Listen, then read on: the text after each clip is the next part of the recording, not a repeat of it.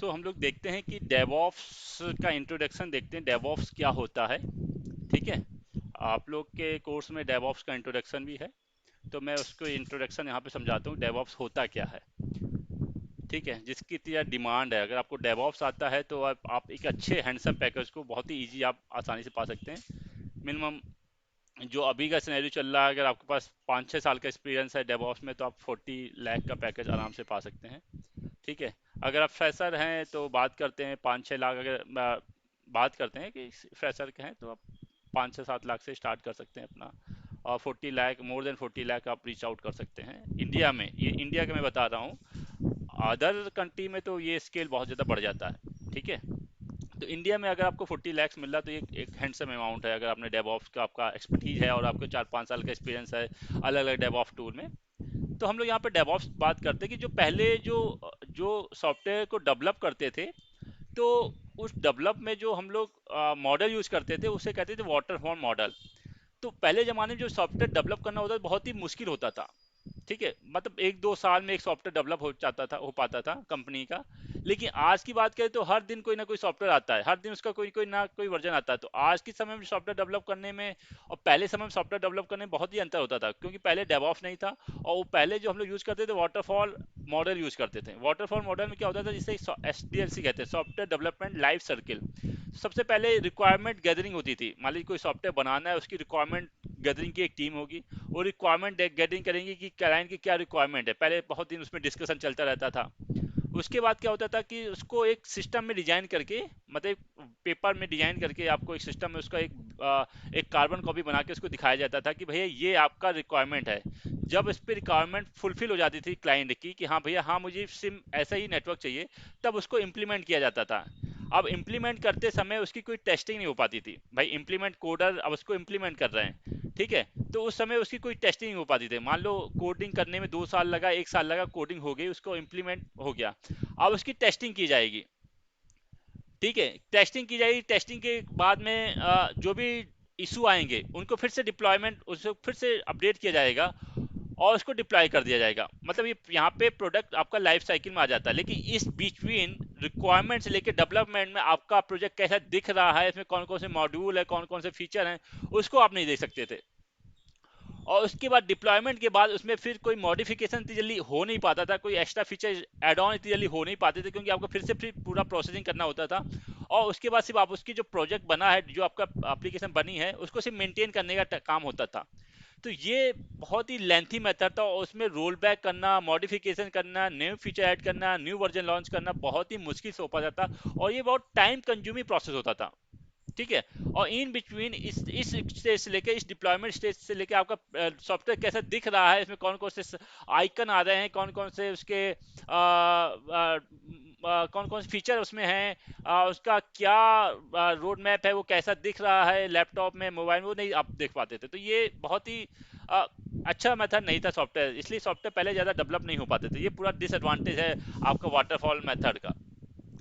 लेकिन अब जो चल रहा है वो एजाइल चल रहा है, जैसे मैं वर्क कर रहा हूँ एजाइल टेक्नोलॉजी में, और या स्प्रिन स्पाइरल मॉडल में, ये सब लेटेस्ट मॉडल चल रहे हैं। तो एजाइल मॉडल जो होता है बेसिकली ये बहुत शॉर्ट टर्म का मॉडल होता है, मतलब 3 मंथ का एक मॉडल होगा।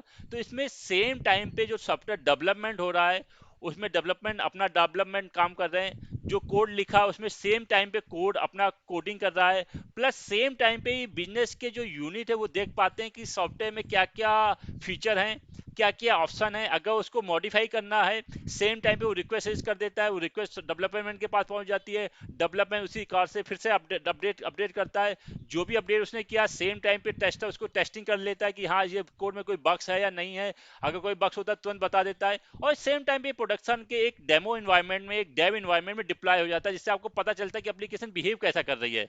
बिजनेस इसमें ऑटोमेटिक अपना लॉजिक इंप्लीमेंट करती रहती है और चेक करती रहती है। तो इसमें बहुत ही आसानी से आप नया सॉफ्टवेयर बना पाते हैं, उसको एड ऑन कर पाते हैं, उसको मॉडिफाई कर पाते हैं, उसको मैनेज कर पाते हैं, उसको उसमें सेम टाइम पे developer, tester, business team, logic team सब ऑटोमेटिक उसमें अपने अपने काम को कर पाते हैं, और इसमें छोटे छोटे मॉड्यूल लेके चलते हैं हम लोग। तो ये होती है एजाइल टेक्नोलॉजी। ठीक है, अब डेवऑप्स बेसिकली, इसमें डेवऑप्स कैसे काम करता है, डेवऑप्स दो टर्म से मिलकर बना होता है, डेवलपमेंट एंड ऑपरेशन।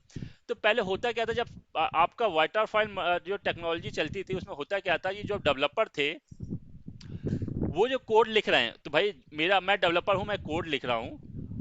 अब जो कोड मैं लिखूंगा उसके लिए मैं अपने में विजुअल स्टूडियो इंस्टॉल करूंगा, उसके साइज मॉड्यूल इंस्टॉल करूंगा, जो एप्लीकेशन यूज कर रहा हूँ, मान लीजिए नोड के एप्लीकेशन यूज कर रहा हूँ तो मैं पिप इंस्टॉल करूंगा, पाइथन के पैकेज इंस्टॉल करूंगा, और जो डिपेंडेंसी है वो इंस्टॉल करूंगा, उसके बाद मैं अपने में कोड लिखूंगा।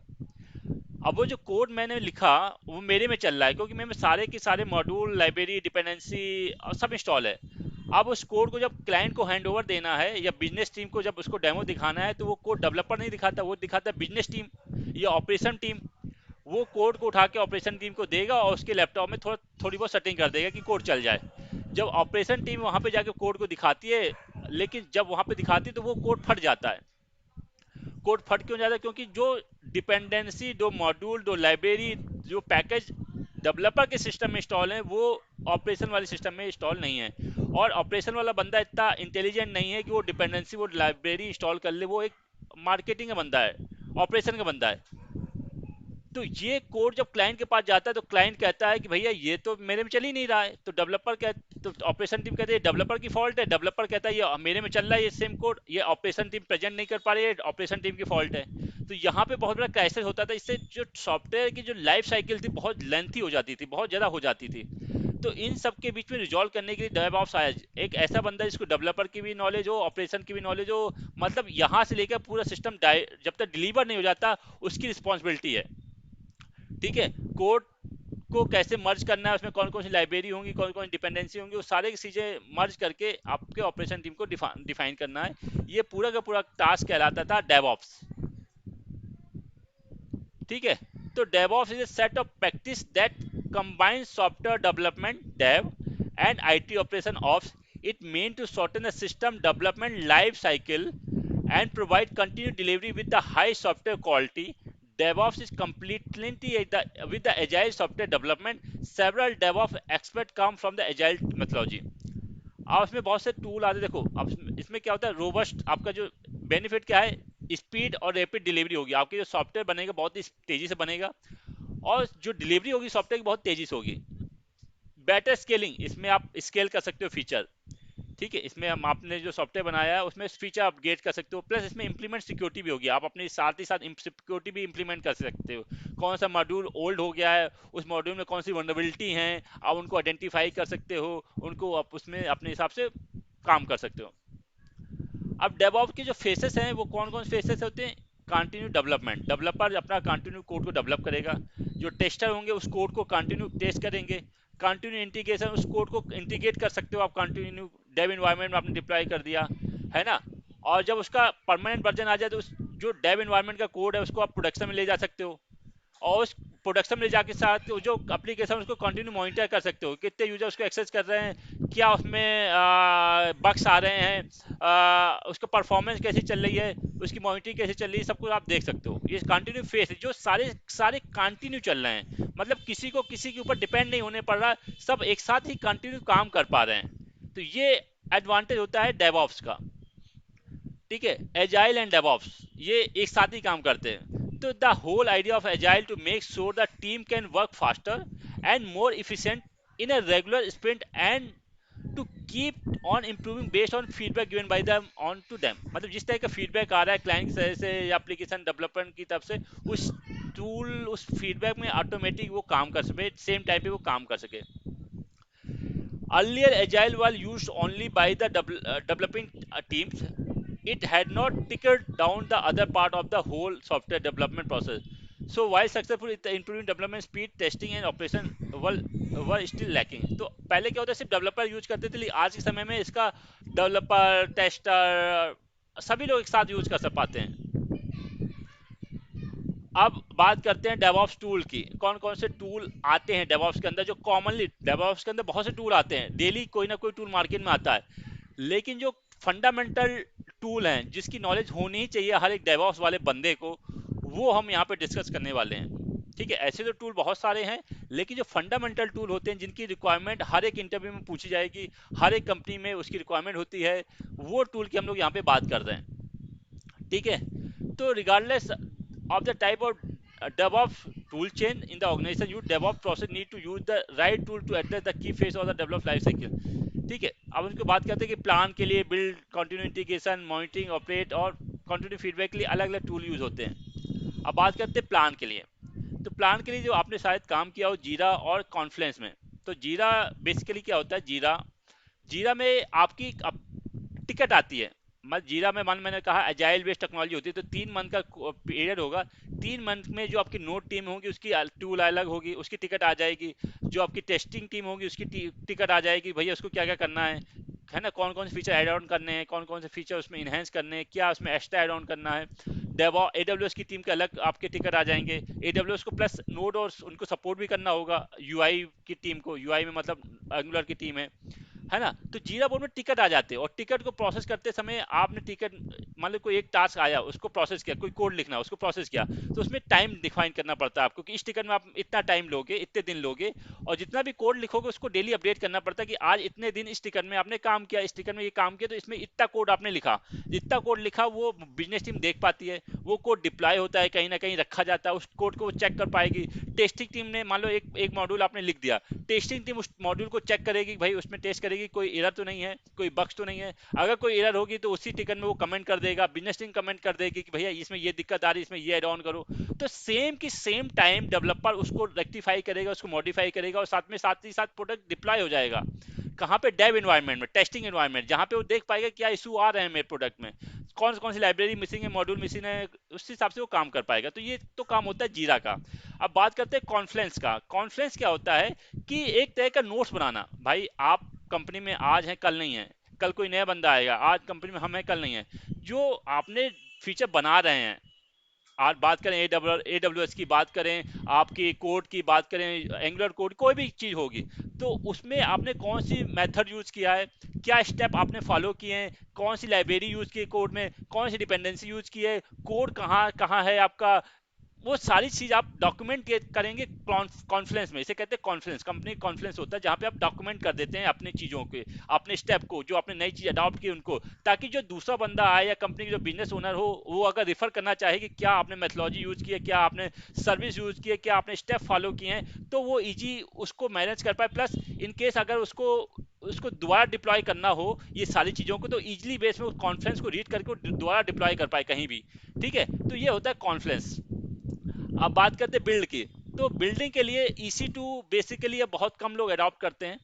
अच्छी सी कंपनियां EC2 को अडॉप्ट नहीं कर रही हैं आजकल। जो यूज कर रही हैं वो डॉकर और कुबरनेट यूज कर रही हैं। तो कंपनी एप्लीकेशन जो होती है वो डॉकर और कुबरनेट में डिप्लॉय होती है। ठीक है, तो डॉकर, अगर आप बात करें छोटे इन्वायरमेंट की बात करें, तो वहाँ पे डॉकर यूज होता है। जहाँ बहुत बड़ी लार्ज कंपनी है, जहाँ पे बहुत सारे कंटेनर, डॉकर के केस में कंटेनर कहते हैं हम लोग, बहुत ज़्यादा कंटेनर रनिंग कंडीशन में हो रहे हैं, जहाँ बहुत सारे एप्लीकेशन रनिंग कंडीशन में हो रही हैं, thousand of application, container based application running condition में हो रही है, तो उनको मैनेज करने के लिए कुबरनेट आता है। एप्लीकेशन डिप्लॉय होंगी डॉकर में, लेकिन उनको इजीली मैनेज करने के लिए कुबरनेट मार्केट में आ गया है, या आता है पिक्चर में। और कुबरनेट से उन लार्ज स्केल की जो बहुत सारी एप्लीकेशन रन कर रही हैं, बहुत सारे कंटेनर रन कर रहे हैं, डिफरेंट डिफरेंट एप्लीकेशन रन कर रही हैं, उनको मैनेज करना बहुत ईजी हो जाता है कुबरनेट से। तो डॉकर बहुत ही एडवांस होता है। ठीक है, डॉकर में क्या होता है कि आप विद इन 1 सेकेंड आप क्या कर सकते हैं, अपनी नई एप्लीकेशन लॉन्च कर सकते हैं, उसका बूटिंग टाइम कुछ भी नहीं होगा।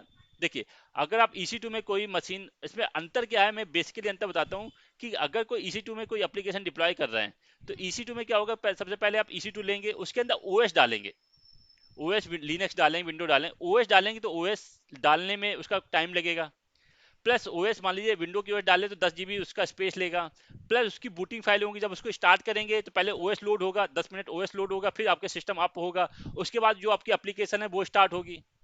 ठीक है, लेकिन डॉकर के केस में क्या होगा, तो ओएस अगर EC2 में इंस्टॉल कर रहे हैं तो पहले आपको स्टोरेज ज़्यादा देना पड़ रहा है, आपका बूटिंग टाइम ज़्यादा है, आपका कॉस्टिंग ज़्यादा है, आपको रैम और प्रोसेसर ज़्यादा अलोकेट करना पड़ रहा है। क्यों? क्योंकि ओएस आपका 2 GB रैम तो ओएस ले जा रही है, आपके 1 कोर प्रोसेसर तो ओएस ले जा रहा है, उसके बाद आपकी एप्लीकेशन लेगी तो उसके लिए एडिशनल आप स्टोर मैनेज करते हो। तो ये सारी चीज़ें डॉकर में नहीं होती है। डॉकर में ओएस का पार्ट ही नहीं होता, डॉकर में ओएस नहीं होता है। डॉकर में सीधे आपका क्या होता है, कंटेनर एक एप्लीकेशन आ जाती है।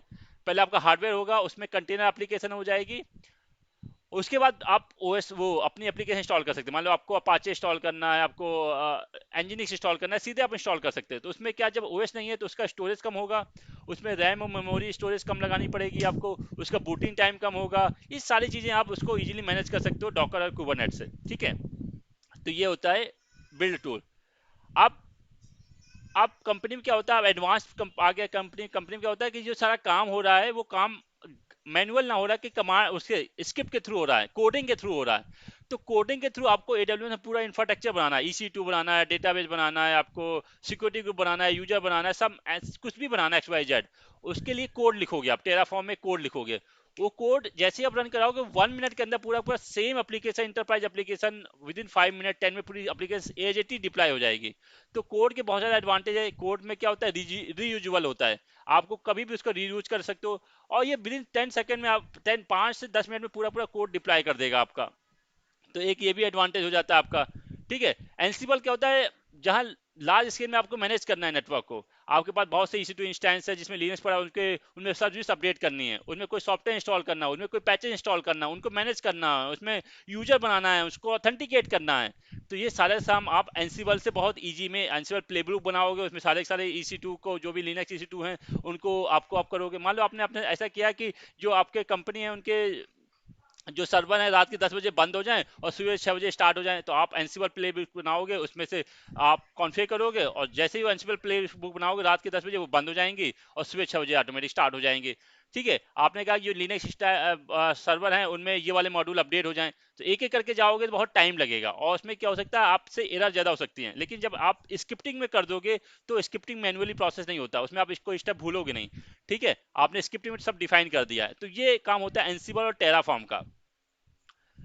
ठीक है, आप समझ में आ गया होगा, एक बेसिक इंफ्रा एक आइडिया में दे दिया। आप देखिए सोर्स कोड कहाँ रखते हैं, जो डेवलपर का कोड होता है, या जो आप जो कोड बनाओगे डेवऑप्स में, जो कोड बनाओगे डेवऑप्स में, जो आप पाइपलाइन बनाओगे, जब जो जेनकिंग में पाइपलाइन बनाओगे, ठीक है, वो जो कोड रिस्टोर करोगे कहाँ करोगे, वो आप करोगे बिग बकेट में, गिट लैब में, गिट हब में। ये सेंटर रिपोजिटरी होती है आपकी, जहाँ पे आप कोड स्टोर करोगे। ठीक है,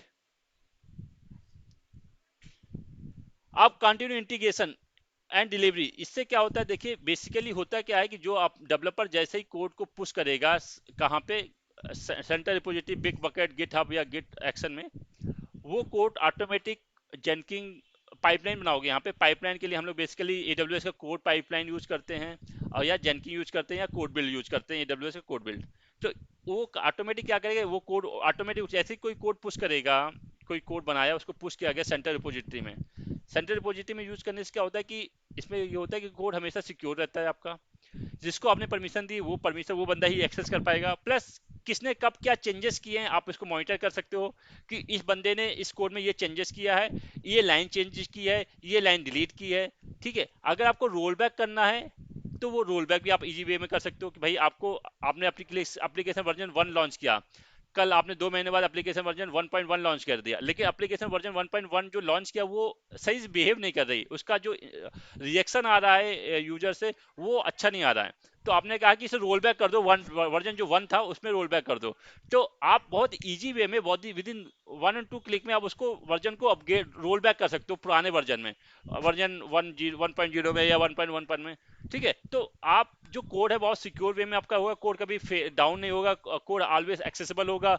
कोड में ऑथेंटिकेशन लगा सकते हो कि कौन बंदा उस कोड को एक्सेस करे। प्लस कोड्स को मर्ज करते समय आप देख सकते हो जब कोड मर्ज हो आपका, ठीक है, तो उसके लिए कोई सीनियर अथॉरिटी उसको अप्रूव करे, उसको PR को, तब वो कोड मर्ज हो पाए।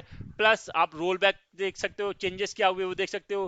प्लस उसमें ब्रांचिंग बना सकते हो, ब्रांचिंग मतलब आपने एक कोड एक रिपोजिटरी बनाया, उसमें 3 ब्रांच बना ली, डैब, UAT एंड प्रॉड। तो जो कोड डैब में आप मूव करोगे वो कोड डेव इन्वायरमेंट में डिप्लॉय हो जाएगा जाके, जो कोड आप UAT में डिप्लॉय करोगे वो कोड UAT इन्वायरमेंट का इंफ्रास्ट्रक्चर होगा उसमें डिप्लॉय हो जाएगा, जो भी सर्वर होंगे। और जो कोड प्रॉड में डिप्लॉय करोगे वो कोड आपका जब टेस्टिंग बाद वो कोड प्रॉड में जाएगा, वो प्रॉड में डिप्लॉय हो जाएगा जाके। ठीक है, तो आपको अलग से ये सेटअप करने का काम नहीं है। हाँ, इसके लिए आपको पाइपलाइन बनानी पड़ेगी। पाइपलाइन के लिए हम लोग यूज करते हैं जेनकिंग या code build and code commit. जो पाइपलाइन में क्या होता है कि ये ऑटोमेट कर देते हैं पूरा प्रोसेस ऑटोमेट कैसे करते, मान लो किसी ने नोड का कोड लिखा या एंगुलर का कोड लिखा, तो जैसे ही कोई डेवलपर कोड लिख के पुश करेगा गिट में, तो उसमें जेनकिंग ऑटोमेटिक टिकर कर जाएगा या कोड बिल्ड ऑटोमेटिक टिकर कर जाएगा। ठीक है, अब ट्रिगर कर जाएगा, उसके बाद वो क्या करेगा, पाइपलाइन ट्रिगर कर जाएगी। पाइपलाइन क्या करेगी, जो कोड को उठाएगी पहले सोर्स कोड से, फिर उसमें जो डिपेंडेंसी इंस्टॉल करनी है, जो मॉड्यूल इंस्टॉल करने, जो लाइब्रेरी इंस्टॉल करनी है वो इंस्टॉल करेगी। वो उसकी डॉकर इमेज बनाएगी, डॉकर इमेज बनाने के बाद ईसीआर में पुश करेगी। ईसीआर पुश करने के बाद उसको टेस्टिंग इन्वायरमेंट डिप्लॉय कर देगी। जो टेस्टिंग इन्वायरमेंट होगी उसके जो EC2 होगा या डॉकर होगा या ECS कंटेनर होगा या कुबरनेट होगा उसमें डिप्लॉय कर देगी। तो ये ऑटोमेटिक जो प्रोसेस चल रहा है, मतलब वहां पे कोई भी बीच में नहीं होगा, ये सारा सारा प्रोसेस ऑटोमेट हो जाएगा। अगर कोई एरर आई बीच में ही डिप्लॉय करते समय, मान लो कोई डिपेंडेंसी इंस्टॉल नहीं हुई है या कोई मॉड्यूल इंस्टॉल नहीं हुआ, तो वो एरर मैसेज को मेल कर देगा बिजनेस अथॉरिटी के पास या डेवलपर के पास। अगर सक्सेसफुल डिप्लॉय हो गया सब कुछ, तो सक्सेसफुल डिप्लॉय का पेज आप चाहते हो कि डेवलपर के पास आ जाए, उसकी नोटिफिकेशन आ जाए टेस्टिंग टीम के पास। ठीक है, ये पूरा पूरा प्रोसेस जो ऑटोमेट करने का प्रोसेस कहला रहा है, ये कहलाता है, इसके लिए यूज करते हैं जेनकिंग या कोड पाइपलाइन। तो यही पूरा प्रोसेस को ऑटोमेट करना, ये कहलाता है डेवऑप्स। ठीक है, तो आई थिंक आप लोग को डेवऑप्स के बारे में जो टूल्स हैं बेसिक समझ में आ गए होंगे। ठीक ठीक है, तो बेसिकली ये DevOps engineer is responsible for designing, maintain and software development pipeline. He also makes sure that software is developed properly without any issue. A DevOps engineer know how to automate process and writing automatic script. He also known how to keep the whole infrastructure secure and robust. तो ये सारा काम DevOps का होता है। पूरा complete pipeline बनाना, कोई scripting लिखना, कोई इशू आ रहे हैं पूरे कंप्लीट पाइपलाइन उसे रिजॉल्व करना, पूरे पूरे सिस्टम को ऑटोमेट करना, ये सारा सारा काम DevOps होता है। A DevOps engineer has excellent communication skill with the help of him to convey idea and exchange information between the different team. तो इसकी स्किल भी अपनी कम्युनिकेशन स्किल अच्छी होनी चाहिए, जैसे अब अपना आइडिया बिजनेस टीम को डाइवर्ट कर पाए, टेस्टिंग को डाइवर्ट कर पाए। ठीक है, ये एक और उसकी स्किल होनी चाहिए। A basic level of DevOps engineer is responsible to make sure scaling need to cloud or fulfill optimize managing permission in documentation। तो मेरा क्लाउड के बीच में उसका सारी चीज फुलफिल मेन करना, सिक्योरिटी ऑप्टिमाइजेशन करना, परमिशन ऑप्टिमाइजेशन करना, कंप्लीट पाइपलाइन बनाना। ठीक है, स्केलिंग को ऑटोमेट करना, नोटिफिकेशन को ऑटोमेट करना। ठीक है, ये सारी सारी चीजें काम पार्ट होता है डेवऑप्स का। तो एक डेवऑप्स के इंजीनियर को बेसिक नॉलेज क्या क्या होनी चाहिए, बेसिक नॉलेज क्या क्या होनी चाहिए, मैं एक आइडिया दे रहा हूँ। पहले गुड नॉलेज ऑफ लिनक्स और विंडो ऑपरेटिंग सिस्टम, उसको लिनक्स और विंडो ऑपरेटिंग सिस्टम की एक अच्छी नॉलेज होनी चाहिए। डेटाबेस टैक, डेटाबेस का भी अच्छा नॉलेज होना चाहिए। मतलब डेटाबेस कैसे बिहेव करता है, उसमें कैसे क्वेरी चलाते हैं, उसको कैसे एक्सेस करते हैं, माई सिक्वल का बिहेवियर कैसे होता है, मोंगो डीबी का बिहेवियर कैसे होता है, उसको कैसे एक्सेस करते हैं, आपका MS SQL में क्या क्या क्या, क्या पोर्ट नंबर होता है, उसको अलाउ करना है सिक्योरिटी ग्रुप में। ठीक है, ये पूरा स्ट्रक्चर उसको पता होना चाहिए, बेसिक स्ट्रक्चर। ठीक है, सर्वर टैक, सर्वर की नॉलेज होनी चाहिए, सर्वर में मतलब कैसे सर्वर काम करता है, उसका वो क्या बूटिंग प्रोसेस होता है।